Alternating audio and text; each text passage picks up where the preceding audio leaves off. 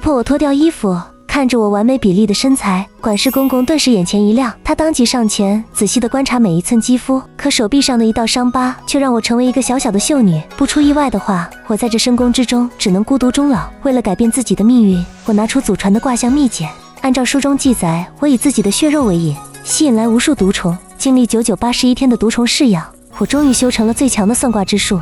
于是我沐浴更衣后给自己起了一卦，怎料卦象显示我啥也不用干，只需要天天躺着就能赢。从此我在后宫解锁了顶级咸鱼生涯，当别的秀女在御花园练武，练到脚底磨泡，在嗓子里抹蜂蜜，想引皇上注意时，我正蹲在储秀宫最偏僻的墙角研究蚂蚁搬家。林晚秋，皇上驾到，你竟敢不去接驾！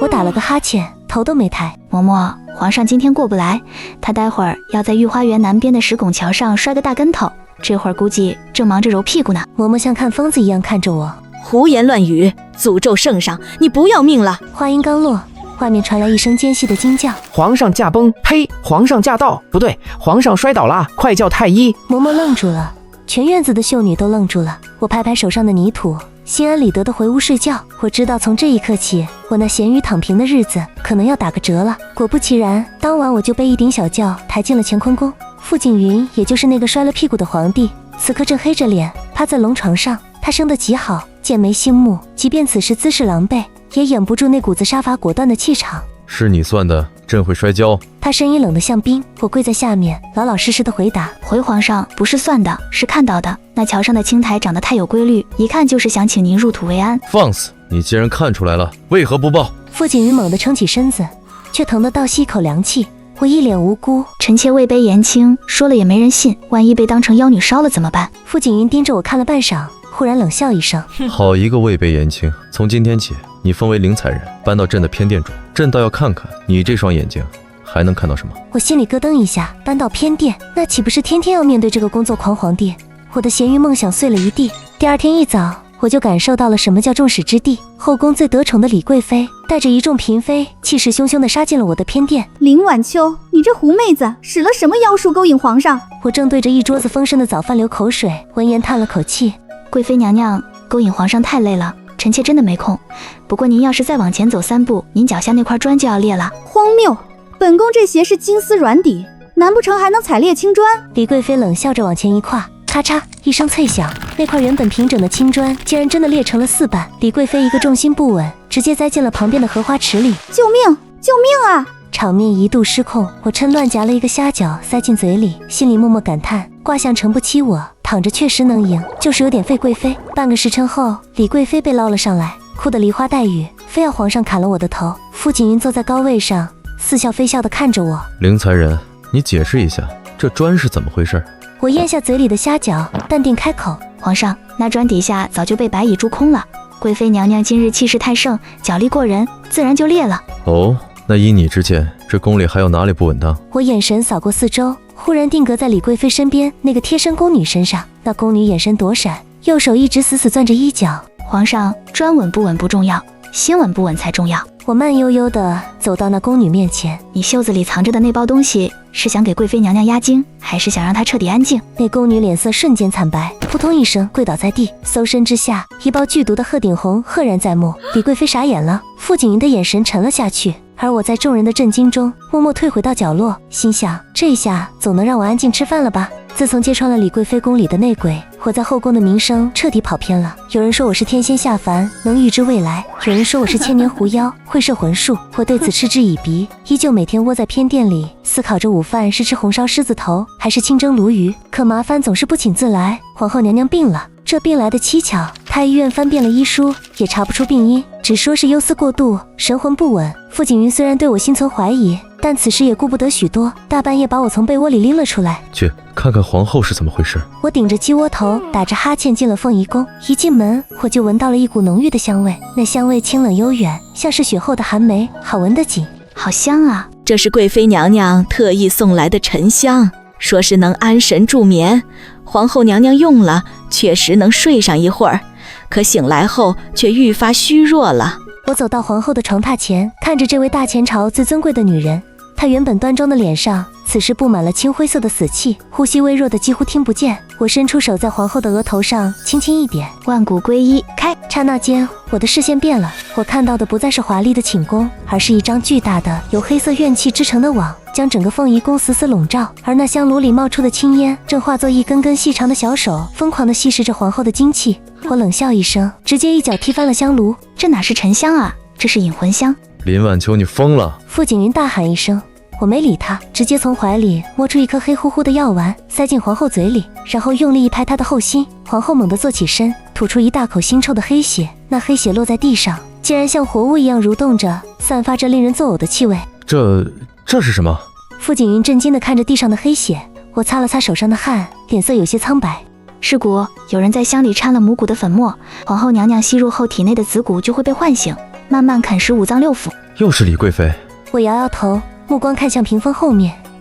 不是她，李贵妃没那个脑子。这局设得精妙，一石二鸟，既害了皇后，又嫁祸给贵妃，最后得利的那个才是真凶。谁？我笑了笑，指了指窗外的一株梅花。谁最喜欢梅花，谁就是真凶。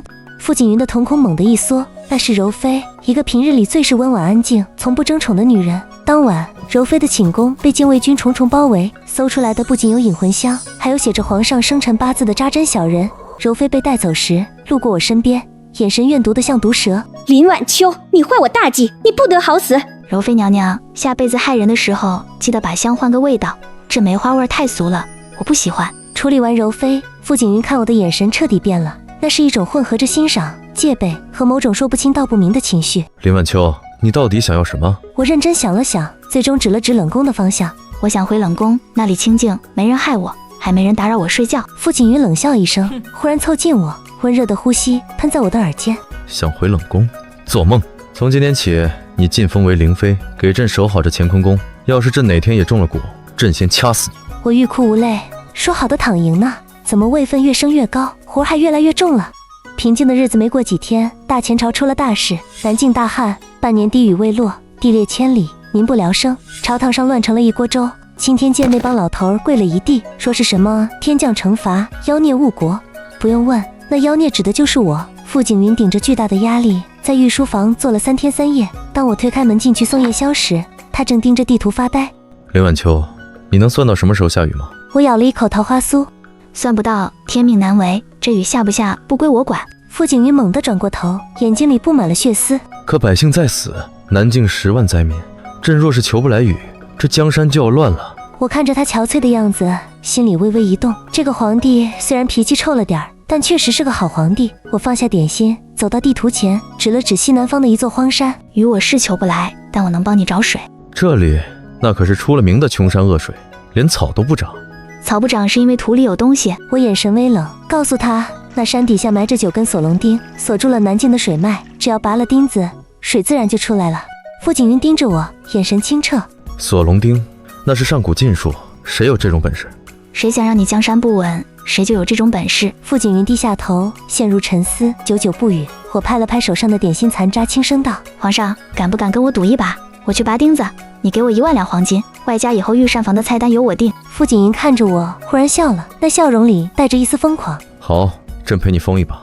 3日后，我们秘密抵达了那座荒山，随行的只有几个心腹禁卫。山峰凛冽，带着一股腐朽的气息。我站在山顶，闭上眼，感受着地底深处的波动。找到了！我割破手指，将鲜血滴在干裂的土地上。刹那间，整座山开始剧烈摇晃，无数裂缝像蜘蛛网一样蔓延开来，一股黑色的浓烟从地底喷薄而出，伴随着凄厉的惨叫声。万古归一，借地气，开水脉。我死死盯着裂缝中心，那里隐约可见一根漆黑的长钉，上面缠满了冤魂。给我出来！我怒吼一声，体内的蛊虫疯狂运转。就在我即将触碰到锁龙钉的那一刻，一道寒光从斜刺里杀出，直取我的咽喉。林晚秋，小心！傅景云飞身扑过来，替我挡住了那一剑。刺客是一个蒙面黑衣人，他的气息极其诡异，竟然和我的蛊术同出一源。师兄，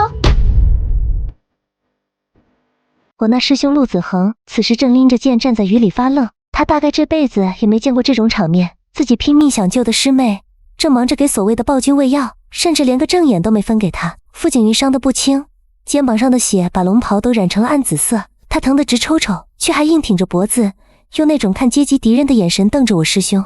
林晚秋，你若是敢跟他走，朕定要抄了你的师门。皇上您快歇着吧，我师门在那深山老林里，您派兵去还得先修路，多费钱啊。我一边敷衍着皇帝，一边朝师兄弹去一颗定身骨。陆子恒还没来得及发表他的救世宣言，就保持着拔剑的姿势僵在了原地，活像个被雷劈了的石狮子。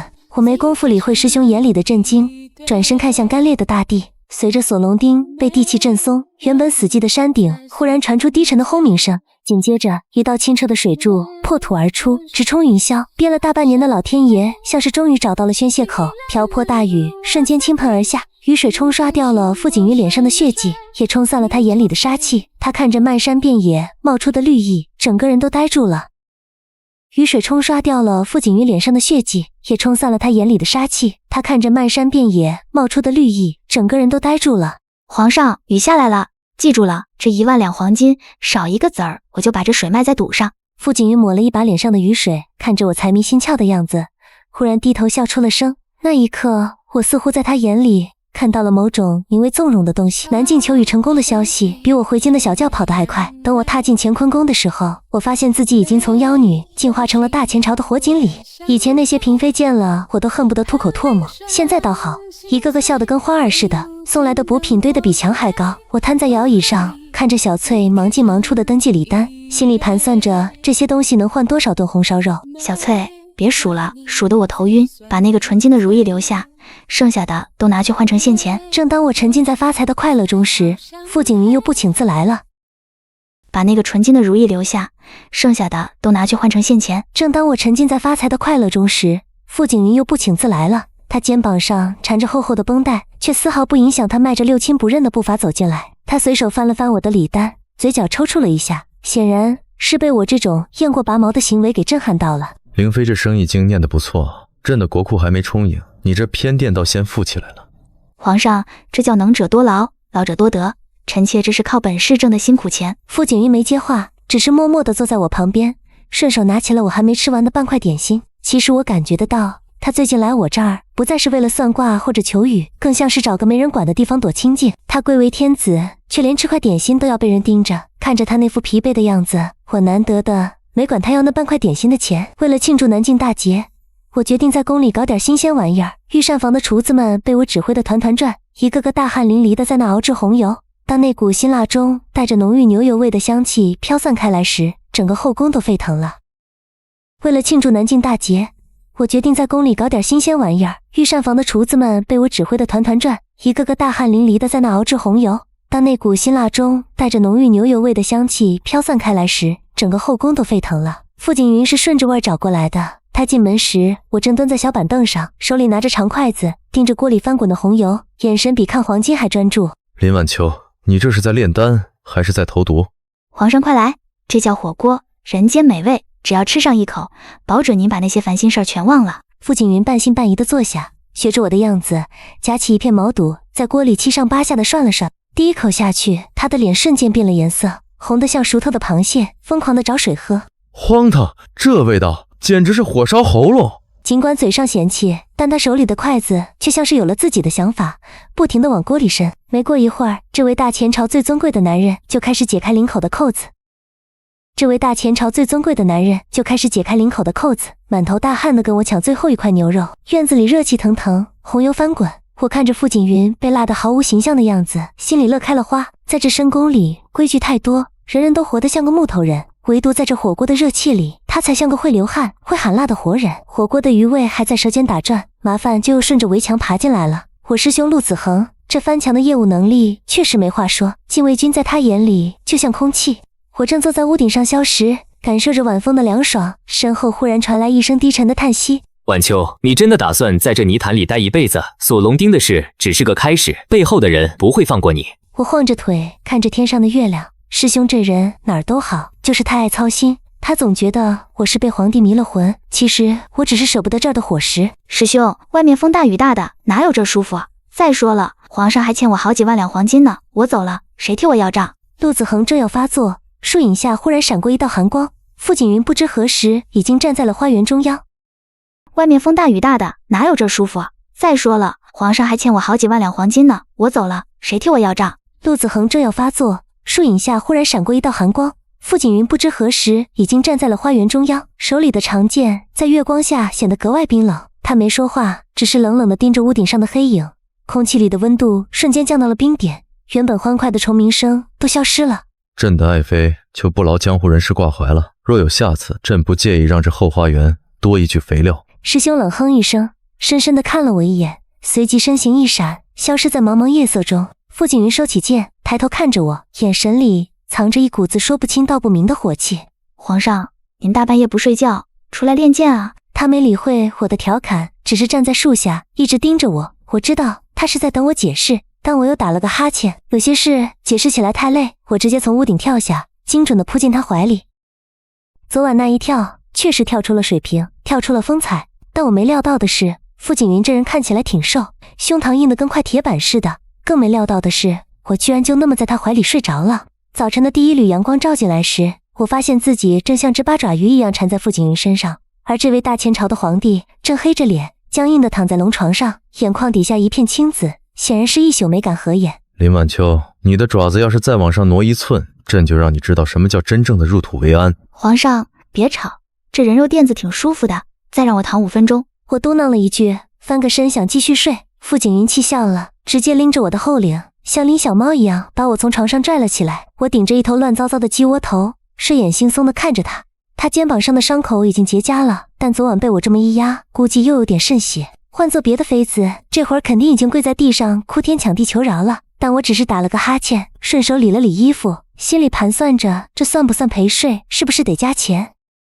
他肩膀上的伤口已经结痂了，但昨晚被我这么一压，估计又有点渗血。换做别的妃子，这会儿肯定已经跪在地上哭天抢地求饶了，但我只是打了个哈欠，顺手理了理衣服，心里盘算着这算不算陪睡，是不是得加钱。滚回你的偏殿去，以后没有朕的旨意，不许踏进内室半步。我如蒙大赦，连滚带爬的跑了。开玩笑，谁稀罕待在这儿？还是我那偏殿的摇椅舒服。傅景云看着我落荒而逃的背影，原本紧绷的脸色竟然缓和了一点。他大概是觉得这深宫里能有一个完全不怕他，甚至把他当成垫子的人，也挺稀奇的。傅景云虽然帮我拦下了那帮老头子，但今天见的监正那个胡子白到胸口的张大人还是个死脑筋。他非说我这万古归一是邪术，会动摇国本。于是在傅景云的默许下，我被请到了青天剑，说是交流学术，其实就是想看我出丑。大殿里摆满了各种星盘和罗盘，张大人领着一众白胡子老头，虎视眈眈地盯着我。大殿里摆满了各种星盘和罗盘，张大人领着一众白胡子老头，虎视眈眈地盯着我。灵妃娘娘，既然您能求雨，想必对这天象定有高见，不知您如何看待荧惑守心之兆？张大人，高见谈不上，我只知道，如果您再这么盯着那星盘看，您后脑勺上那根发簪就要掉了。话音刚落，张大人的发簪真的滑落下来，一头白发瞬间散开，滑稽的像个炸了毛的狮子。老头子们全傻眼了。我其实根本没看什么星象，只是刚才进来时看到他发簪插得极歪，算算时间也该掉了。天象太远，人心太近。张大人，与其算星星，不如算算您今晚回府，夫人的搓衣板准备好了没？张大人老脸一红，支支吾吾说不出话来。这帮人总喜欢把简单的事情复杂化，其实生活哪有那么多玄机。傅景云坐在高位上，看着我把这帮老学究耍得团团转，嘴角微微上扬。他大概发现让我来对付这些固执的老头，比他发火还要管用。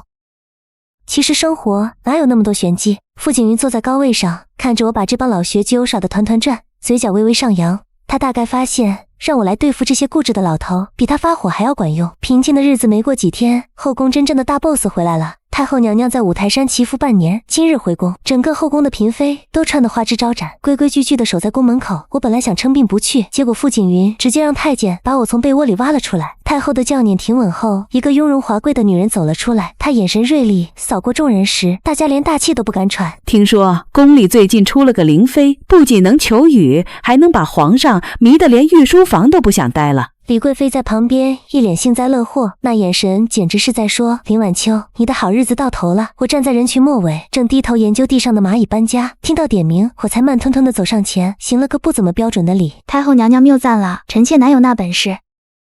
林晚秋，你的好日子到头了。我站在人群末尾，正低头研究地上的蚂蚁搬家，听到点名，我才慢吞吞地走上前，行了个不怎么标准的礼。太后娘娘谬赞了，臣妾哪有那本事？只是皇上最近火气大，臣妾陪他吃了几顿火锅消消火罢了。太后愣了一下，大概是没见过回话这么不着调的。她盯着我看了半晌，忽然笑了，是个有意思的孩子。既然皇上喜欢，那就留着吧。不过哀家这里的规矩，你得慢慢学。我心里咯噔一下，学规矩，那岂不是又要早起？我看着太后那副我要好好操练你的神情，突然觉得这闲余的人生路漫漫其修远兮。太后说要教我规矩，结果第二天下午，她就把我叫到了御花园。我本以为要跪着抄经书，结果发现石桌上摆满了精致的茶点。太后靠在软榻上，揉着额头，一副神思倦怠的样子。看来这五台山的清修也没能治好她的失眠症。晚秋，哀家这心里总是不踏实，你那万古归一能不能给哀家算算？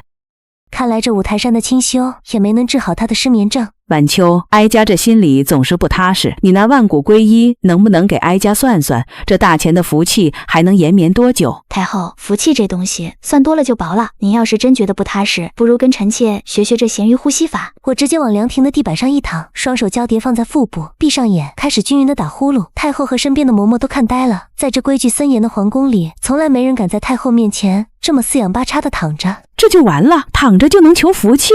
心不动，气不乱。您把那些操心的事儿都当成屁放了，福气自然就来了。太后沉默了许久，竟然学着我的样子慢慢靠在软榻上。没过一会儿，凉亭里传来了轻微的鼾声。傅景云路过御花园时，看到的就是这样一幅诡异的画面。他最敬重的母后和他最头疼的妃子，正一高一低的躺在那儿，睡得正香。自从上次在凉亭里陪太后睡了个午觉，我这灵妃的身份就彻底坐实了。自从上次在凉亭里陪太后睡了个午觉，我这灵妃的身份就彻底坐实了。太后觉得我这人虽然没规矩，但胜在此场合拍，非要拉着我研究什么养生秘术。我看着桌上那一堆名贵的珍珠粉和人参，心想这太后也是爱美心切，可惜这些东西涂在脸上，顶多算是个心理安慰。晚秋，你那蛊术里有没有什么能让哀家这脸皮再紧致些的法子？太后，法子自然有，不过这法子有点活泼，您得闭上眼，千万别乱动。我从袖子里摸出一罐特制的玉蝉骨，这小家伙不咬人，专门负责按摩穴位，疏通经络。我把它们往太后脸上一放，只见几个透明的小点在那儿规律的跳动。嬷嬷在旁边看得脸都绿了，手里的帕子拧成了麻花，随时准备喊护驾。我却淡定地坐在一旁，顺手拿了一块太后赏的预制点心。热乎乎的，像是有无数小手在揉捏。哀家这紧绷了一辈子的脑壳总算松快了。我看着太后那副享受的样子，心里暗笑，这哪是蛊术啊，这就是纯天然的活体按摩仪。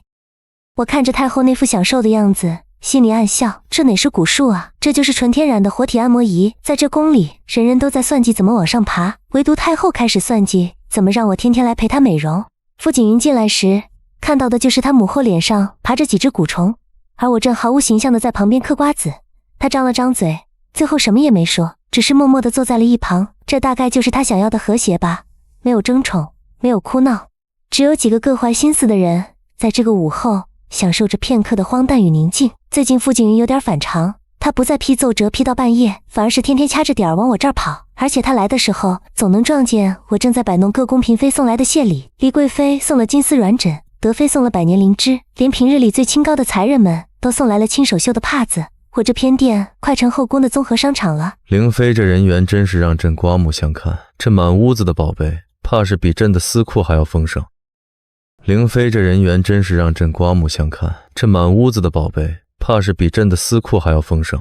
皇上，这叫知识付费，臣妾教他们如何睡个好觉，他们给点学费，合情合理。傅景云随手抓起李贵妃送的软枕，泄愤似的捏了两下，他那眼神活像个被冷落了的小媳妇儿，酸溜溜的味道隔着3里地都能闻见。我其实明白他在别扭什么，以前他是我唯一的大客户，现在客户多了，他的存在感自然就弱了。以后不许收李贵妃的东西，他那心思朕能不知道？无非是想让你在朕面前替他美言几句。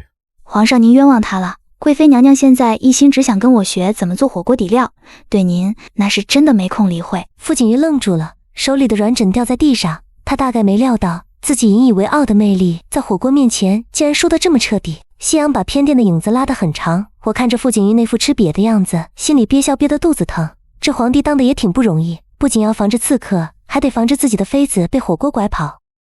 夕阳把偏殿的影子拉得很长，我看着傅景云那副吃瘪的样子，心里憋笑憋得肚子疼。这皇帝当的也挺不容易，不仅要防着刺客，还得防着自己的妃子被火锅拐跑。既然大家都想学做火锅，我索性在偏殿开了个厨艺班，每天下午这儿就热闹得像个菜市场，各宫的宫女太监排着队来领底料。我躺在树荫下的凉椅上，指挥着小翠收钱发货。这日子总算有了点我梦想中躺平挣钱的样子。不过这生意做大了，总会招来点不一样的声音。总管太监急匆匆地跑来，说御膳房的厨子们集体罢工了，理由是大家都不去领御膳，都在偏殿吃火锅。这届厨子不行啊，不钻研业务，竟想着打小报告。小翠，给御膳房送2罐特辣底料过去，就说本宫请他们交流学习。总管太监领着底料走了，没过半个时辰，御膳房那边就传来了此起彼伏的咳嗽声和惊叹声。傅景云带着人过来巡视时，正看到一群太监蹲在墙角，被辣得眼泪汪汪，却还舍不得放下手里的馒头。林晚秋，你这到底是后宫还是土匪窝？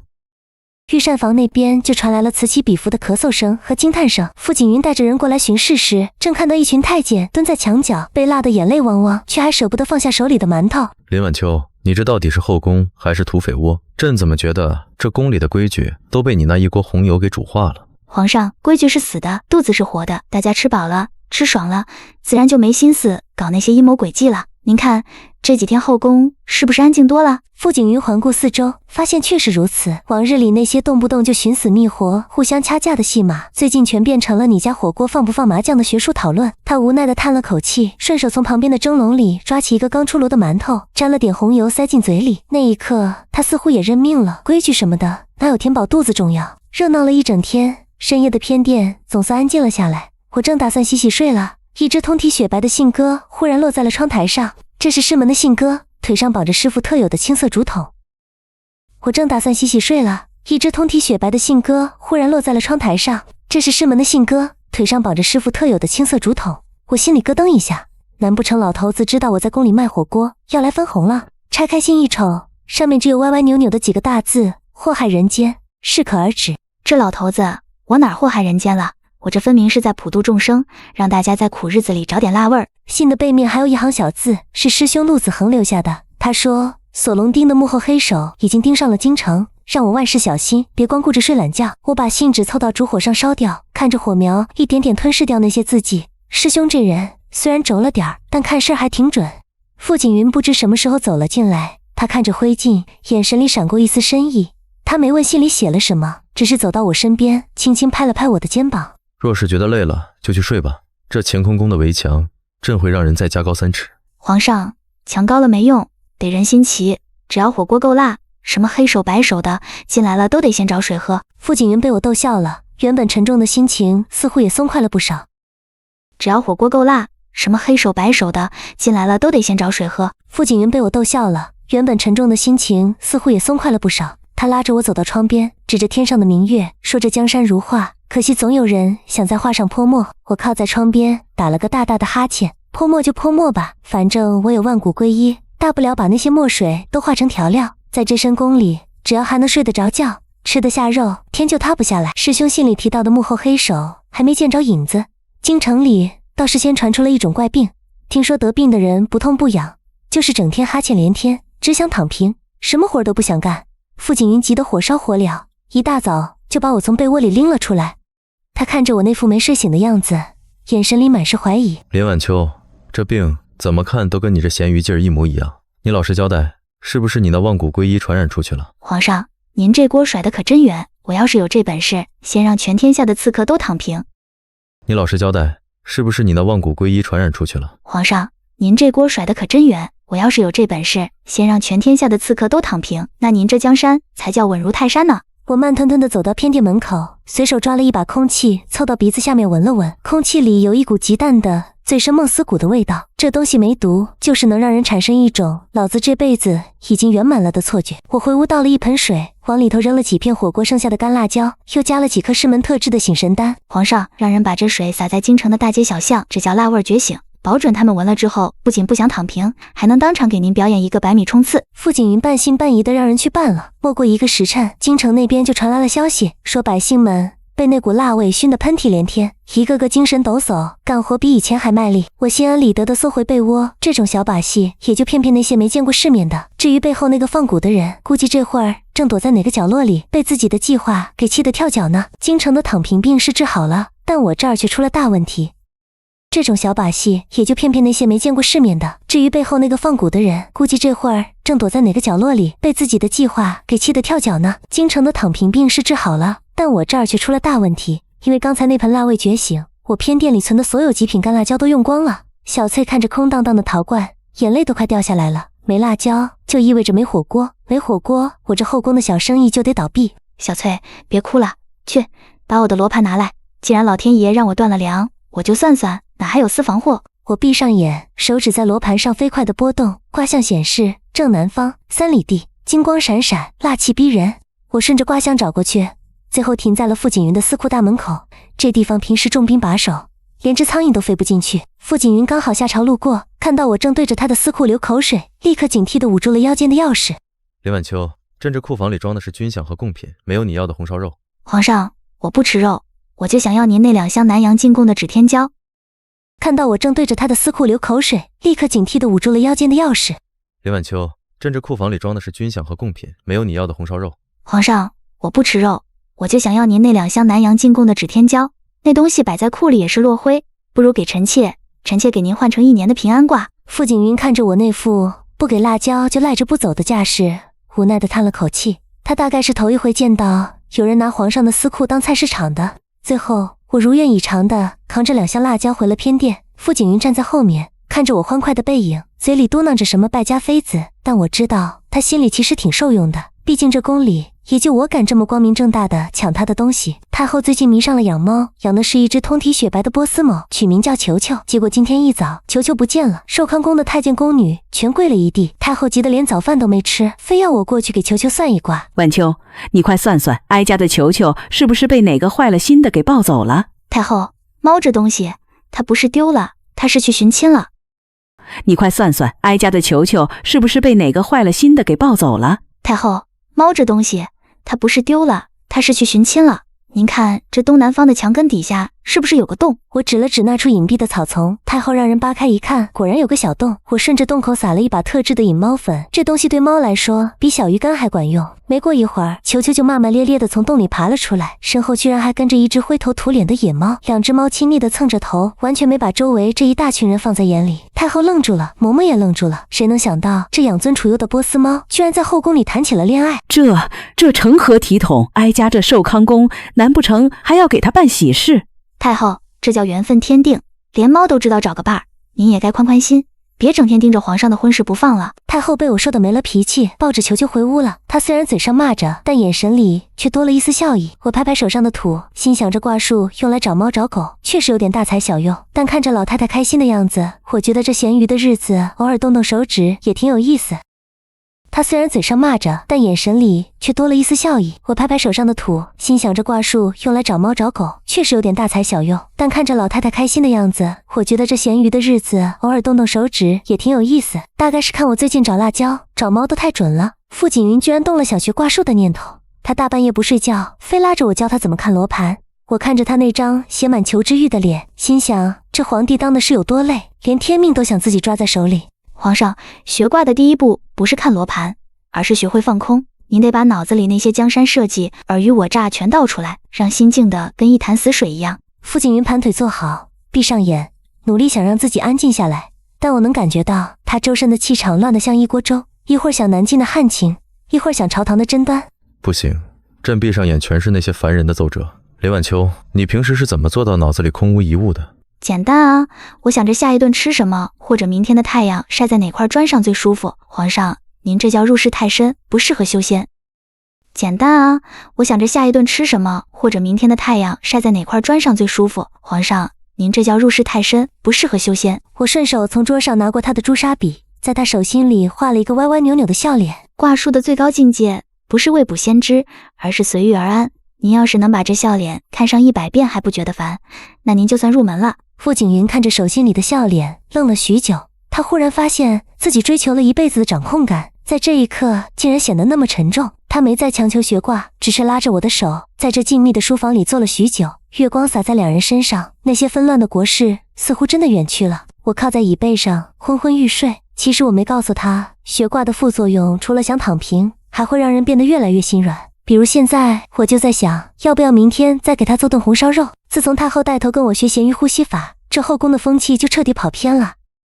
自从太后带头跟我学咸鱼呼吸法，这后宫的风气就彻底跑偏了。以前这个时辰，嫔妃们都在御花园里明争暗斗，比谁的裙摆更长，谁的嗓音更甜。现在倒好，放眼望去，李贵妃、德妃，还有一众小才人们，全都穿着特制的宽松长袍，在草地上站得稀稀拉拉。各位姐姐，动作要慢，想象自己是一棵随风飘摇的枯草，没有理想，没有追求。我站在最前面，有气无力地挥动着胳膊，这叫万骨归一舒筋散骨操。其实就是我下山前看村头大爷伸懒腰悟出来的。晚秋妹妹，我这动作对吗？怎么总觉得腰上那块肉在抗议？贵妃娘娘，那是您心里的火气在乱窜，别想皇上，别想位分，就想着您是一块掉在火锅里的嫩豆腐，松松软软的。傅景云原本是想来御花园散散心，结果刚转过弯，就看到他的嫔妃们像一群喝醉了的仙鹤，在那歪歪扭扭的晃悠。林晚秋，你到底给他们吃了什么药？朕的后宫怎么成这副德行了？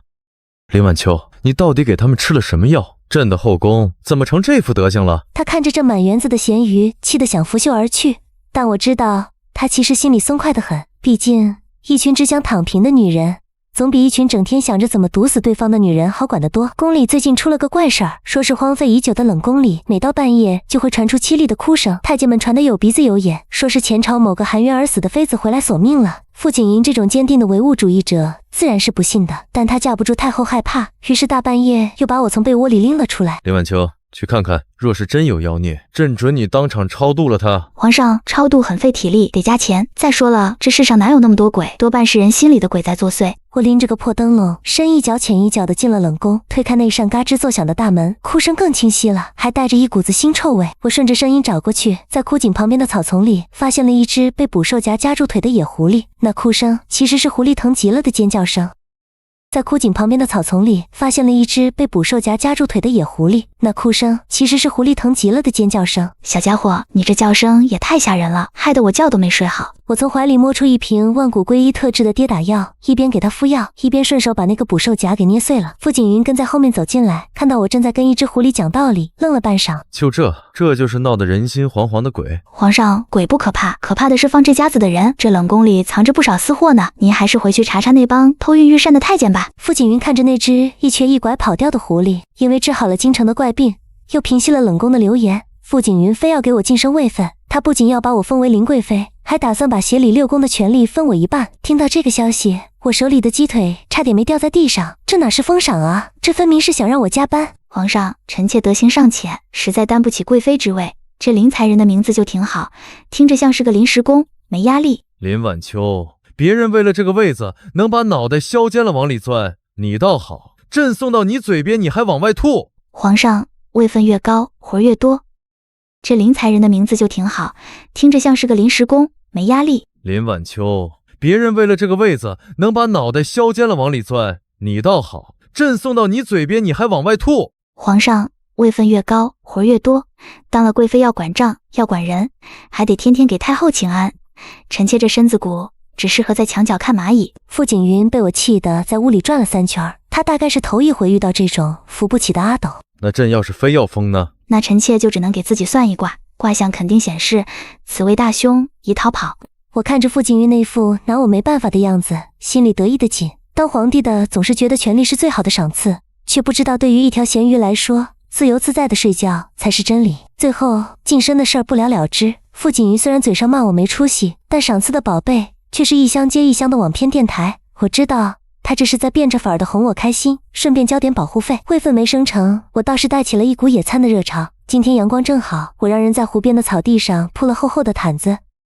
位分没升成，我倒是带起了一股野餐的热潮。今天阳光正好，我让人在湖边的草地上铺了厚厚的毯子，摆满了各式各样的点心和果酒。李贵妃和德妃也没了往日的端庄，一个个脱了鞋袜，坐在毯子上聊着哪家的胭脂更好用。生活就该这样，什么琴棋书画都不如这太阳晒在肚皮上舒服。傅景云下朝回来，听说后宫的妃子全在湖边聚众斗殴，急忙赶过来，结果看到的却是一幅祥和的春游图。他看着这群完全没了规矩的女人，原本想发火，但看着李贵妃脸上久违的真心笑容，他的火气莫名其妙地消了大半。林晚秋，你这又是唱的哪一出？朕的后宫快被你变成菜市场了。皇上，来都来了，坐下喝杯酒吧。这江山是您的，但这午后的阳光可是大家的。傅景云迟疑了一下，竟然真的撩起龙袍，毫无形象地坐在了我身边。他端起一杯果酒，看着波光粼粼的湖面，长长的舒了一口气。傅景云迟疑了一下，竟然真的撩起龙袍，毫无形象地坐在了我身边。他端起一杯果酒，看着波光粼粼的湖面，长长的舒了一口气。在这深宫里，每个人都戴着面具，唯独在这一刻，在这块小小的毯子上，大家似乎都变回了普通人。我看着傅景云侧脸的轮廓，心里默默感叹，其实这皇帝也挺好哄的。我那师兄陆子恒最近翻墙的频率明显降低了，就在我以为他终于想通回家种地的时候，却在后花园的树杈子上发现了他。他没穿黑衣，反而换了一身低调的灰色长衫，手里还拎着半只烧鸡。我蹲在树下，看着他那副欲言又止的模样，心想这师门的脸面估计是被他这一天3顿的烧鸡给吃没了。晚秋，师父说你在这里祸害人间，让我盯着点儿。我看你这儿缺个守夜的，就勉为其难帮帮你。师兄，你这又是唱的哪一出？不打算带我回山里吃素了？我扑哧一声笑了出来，什么守夜，分明是被我上次那顿火锅给勾住了魂，又不好意思明说。我顺手把一壶果酒抛上树去，陆子恒稳稳接住。师兄，你这又是唱的哪一出？不打算带我回山里吃素了？我扑哧一声笑了出来，什么守夜，分明是被我上次那顿火锅给勾住了魂，又不好意思明说。我顺手把一壶果酒抛上树去，陆子恒稳稳接住，眼神里多了一丝不好意思。傅景云带着禁卫军巡逻路过，看到树上坐着个人，刚要拔剑就被我拦住了。我告诉他，这是我请来的高级安保，不要工资，只要管饭。朕的后宫什么时候成了江湖人士的避暑胜地了？林晚秋，你这算盘珠子都快崩到朕脸上了。皇上，多个保镖多份安心，您看师兄这身手，比您那些禁卫军强多了，还不占编制，多划算。傅景云看着陆子恒，陆子恒看着手里的烧鸡，两人在月色下达成了一种诡异的默契。我知道这深宫里的围墙从此以后又多了一道看不见的保险，而我终于可以更安心的睡觉了。傅景云最近迷上了断舍离，非说御书房里的陈年奏折太多，压得他喘不过气来。他把我叫过去，两人在月色下达成了一种诡异的默契。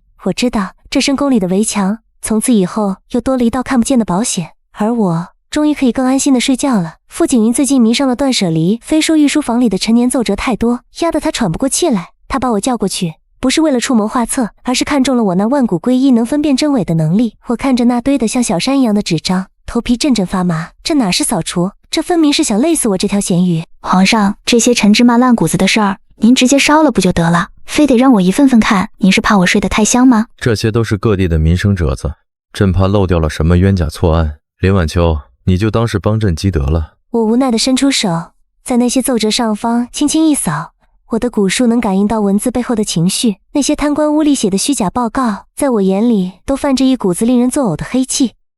这些都是各地的民生折子，朕怕漏掉了什么冤假错案。林晚秋，你就当是帮朕积德了。我无奈地伸出手，在那些奏折上方轻轻一扫，我的蛊术能感应到文字背后的情绪。那些贪官污吏写的虚假报告，在我眼里都泛着一股子令人作呕的黑气。我随手一抓，从中间拎出几份折子丢在一边，这些都是虚报灾情骗取拨款的，剩下的那些大多是些鸡毛蒜皮的废话。皇上，这几份处理了就行，其他的大多是夸您英明神武的，您留着擦桌子都嫌硬。傅景云拿起那几份有问题的折子，脸色瞬间阴沉了下来。他大概没料到自己平日里信任的大臣竟然敢在眼皮子底下玩这种花样。我看着他忙碌的身影，悄悄往旁边的软榻上一缩。这种查缺补漏的活儿偶尔做做还行，真要天天干，我宁愿回冷宫去数砖头。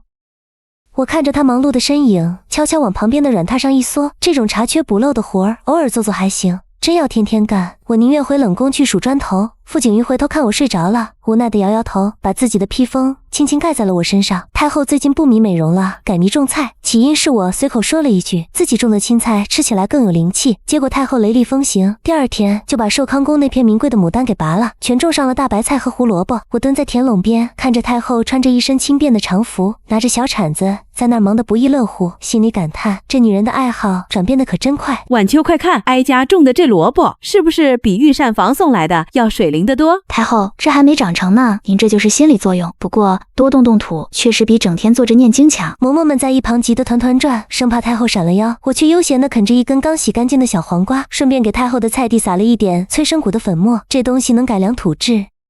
您这就是心理作用，不过多动动土确实比整天坐着念经强。嬷嬷们在一旁急得团团转，生怕太后闪了腰，我却悠闲地啃着一根刚洗干净的小黄瓜，顺便给太后的菜地撒了一点催生谷的粉末。这东西能改良土质，让蔬菜长得又快又甜。傅景云路过寿康宫，看到他母后满手是泥的样子，眼珠子差点没掉出来。他看着我，眼神里充满了你又带坏了朕的母后的控诉。母后，您若是缺菜吃，朕让人把京郊的庄子拨给您便是，何必亲自下地？你懂什么？这叫自给自足。晚秋说了，这地里有地气，接了地气，挨家这身子骨才硬了。傅景云没话说了，只能蹲下身帮太后拔草。原本威严的寿康宫，现在成了宫里最热闹的农家乐。我看着这一家子难得的温馨画面，心想，只要不让我亲自下地干活，这菜园子倒也挺顺眼的。窗外下着淅淅沥沥的小雨，屋里暖意融融。傅景云坐在我对面。原本威严的寿康宫，现在成了宫里最热闹的农家乐。我看着这一家子难得的温馨画面，心想，只要不让我亲自下地干活，这菜园子倒也挺顺眼的。窗外下着淅淅沥沥的小雨，屋里暖意融融。傅景云坐在我对面，盯着手里的一张京城地图，眼神里闪烁着一种名为躁动的光芒。我知道，这位工作狂皇帝又想整点新花样了。他最近总觉得宫里的消息经过层层传递都失了真，非要拉着我出去微服私访。林晚秋，朕想去看看京城的烟火气，看看那些折子上没写的真相，你陪朕走一趟。皇上，外面下着雨呢，京城的路又泥泞，您去当您的明君，我在这儿当我的咸鱼，咱们互不干涉行吗？傅景云没说话，只是从怀里掏出一张盖了章的文书，上面写着，若此次出巡顺利，赏黄金5000两，外加京城最有名的酒楼1年份的霸王餐。外面下着雨呢，京城的路又泥泞，您去当您的明君，我在这儿当我的咸鱼，咱们互不干涉行吗？傅景云没说话，只是从怀里掏出一张盖了章的文书，上面写着，若此次出巡顺利，赏黄金5000两，外加京城最有名的酒楼1年份的霸王餐。我看着那红彤彤的印章，心里的拒绝瞬间烟消云散。什么泥泞，什么下雨，在黄金和美食面前，那都是成长的磨练。皇上，臣妾觉得您说的对，作为您的爱妃，我有义务陪您深入基层体察民情。咱们什么时候出发？傅景云看着我变脸比翻书还快的样子，忍不住轻笑出声。他大概早就摸透了我的软肋，只要钱给够，咸鱼也能变成锦鲤。我开始在心里盘算着出国要穿什么衣服，带什么防身的蛊虫。这深宫待久了，偶尔出去换换空气也不错。至于那些潜伏在暗处的阴谋，管他呢，反正有皇上顶着。这深宫待久了，偶尔出去换换空气也不错。至于那些潜伏在暗处的阴谋，管他呢，反正有皇上顶着。我只负责吃喝玩乐，顺便看个卦。换上了一身普通的月影纱裙，我终于跟着傅景云溜出了那座红墙金瓦的巨大笼子。京城的夜晚比我想象中还要热闹，叫卖声、杂耍声交织在一起，这才是人间该有的烟火气。傅景云穿了一件玄色长衫，手里摇着把折扇，看起来像个风流倜傥的富家公子，但他那双眼睛总是习惯性的审视四周，搞得旁边的摊主都以为他是来收保护费的。皇上，不对，傅公子，快看，那是糖葫芦，我要那串最大的。买！林晚秋，你慢点跑，这大街上人多眼杂，万一走丢了，本公子去哪儿找个会算卦的妃子啊？我咬了一口酸甜可口的糖葫芦，觉得这才是神仙过的日子。林晚秋，你慢点跑，这大街上人多眼杂，万一走丢了，本公子去哪儿找个会算卦的妃子啊？我咬了一口酸甜可口的糖葫芦，觉得这才是神仙过的日子。我们穿梭在人群中，傅景云紧紧护着我的肩膀，生怕我被路人撞倒。路过一个算命摊子时，那瞎眼老头非说我命格奇特，是天生的富贵闲人。我笑了笑，心想这老头准得离谱，我可不就是想当个闲人吗？傅景云虽然嘴上嫌弃这里吵闹，但嘴角一直挂着笑。他大概也发现，比起高高在上的龙椅，这喧闹的市井反而更让他放松。在这漫天灯火下，我们不再是皇帝与妃子，只是一对平凡的出来逛街的小夫妻。逛累了夜市，我们选了京城最有名的悦来酒楼歇脚。傅景云非要点一桌子招牌菜，说是要看看这里的厨子有没有我说的那么神。正吃着呢，邻桌几个商人打扮的人开始神秘兮兮的嘀咕。逛累了夜市，我们选了京城最有名的悦来酒楼歇脚。傅景云非要点一桌子招牌菜，说是要看看这里的厨子有没有我说的那么神。正吃着呢，邻桌几个商人打扮的人开始神秘兮兮的嘀咕。他们说，最近京城流行一种神仙水，喝了能长生不老，还能预知未来，不少达官贵人都花重金求购。我动了动鼻子，空气里飘来一股熟悉的酸腐的药味，这哪是什么神仙水，分明是师门里用来迷幻心智的南柯一梦残次品。傅公子，看来咱们这趟出来还真撞见了大鱼。那水里有古怪，喝了确实能看到未来，但那是透支寿命换来的幻觉。傅景云的眼神瞬间冷了下来，他最恨这种坑害百姓、动摇国本的勾当。他递给我一个眼神，示意我继续观察。我闭上眼，指尖微动，万古归一的能力瞬间覆盖了整个酒楼。我看到了那些商人袖子里藏着的令牌。他最恨这种坑害百姓、动摇国本的勾当。他递给我一个眼神，示意我继续观察。我闭上眼，指尖微动，万古归一的能力瞬间覆盖了整个酒楼。我看到了那些商人袖子里藏着的令牌，上面刻着一个幽字，是幽王的人。看来您那位远在封地的皇叔手伸得够长的，都伸到京城百姓的口袋里来了。傅景云握紧了酒杯，指关节因为用力而微微泛白。他没当场发作，而是叫来暗卫悄悄跟上。我知道这京城的平静下面暗流已经开始涌动，但他身边有我，那些魑魅魍魉注定翻不起什么浪花。根据线索，我们摸到了幽王在京郊的据点。傅景云本想调动大军围剿，但我拦住了他。大动干戈太累，不如用我的方式解决。别院里灯火通明，几个黑衣人正忙着配置那所谓的神仙水。我蹲在墙头，从怀里摸出一袋子特制的瞌睡骨。皇上，您就在这儿坐着看戏，剩下的交给我。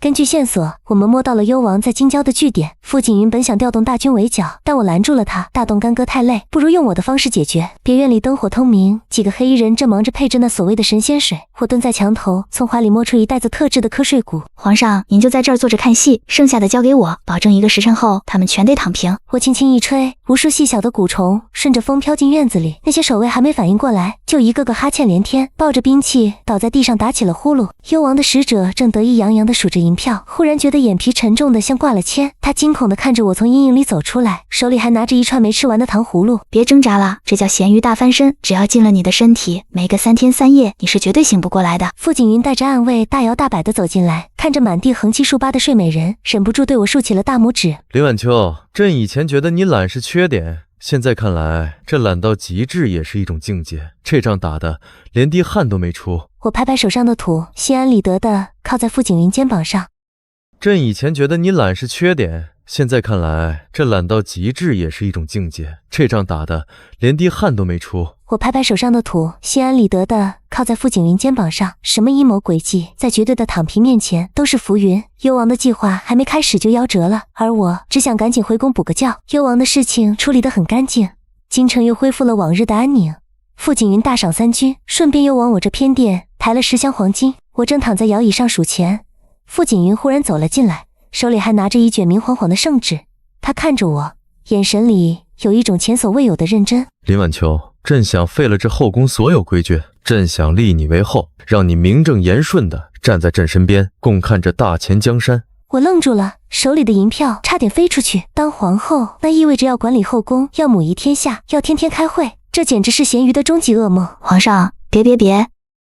我愣住了，手里的银票差点飞出去。当皇后，那意味着要管理后宫，要母仪天下，要天天开会，这简直是咸鱼的终极噩梦。皇上，别！臣妾这德行，当个灵妃已经是祖坟冒青烟了。当皇后太累，您还是饶了我吧。傅景云似乎早就料到我会拒绝，他无奈地笑了笑，收起圣旨，坐在我身边，拉住了我的手。朕知道你怕累，那朕答应你，不让你管事，不让你请安，这后宫你想怎么躺就怎么躺。朕只是想，这辈子不管是批奏折还是逛夜市，身边的那个人必须是你。他的手心很暖，语气里带着一丝乞求。我看着他那张英俊的脸，心里那块最硬的地方忽然塌了一角。那咱们先说好，要是当了皇后还得早起，我可是会随时罢工的。傅景云哈哈大笑，一把将我搂进怀里。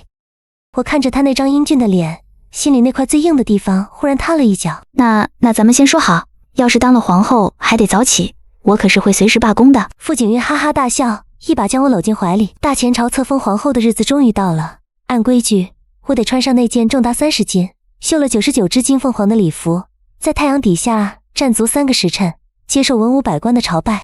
我掐指一算，今天不仅太阳毒，而且我这细胳膊细腿的，要是真穿上那身行头，估计还没走到大殿门口就得因公殉职。林晚秋，文武百官都在殿外跪着了，你居然还穿着睡袍在嗑瓜子。皇上，臣妾这是在为您省钱，那礼服多贵啊，万一我走累了往地上一躺，蹭坏了金丝线，您还得让内务府重修。不如这样，一事免了，封印快递给我就行。皇上，臣妾这是在为您省钱，那礼服多贵啊，万一我走累了往地上一躺，蹭坏了金丝线，您还得让内务府重修。不如这样，一事免了，封印快递给我就行。傅景云气得想笑，他大概是头一回见到把册封大典当成快递收货的皇后，但看着我那副死活不肯挪窝的架势，他最后还是妥协了。于是大前朝历史上最离谱的册封仪式发生了。傅景云屏退了百官，自己拎着凤印走进偏殿，亲手塞进了我的枕头底下。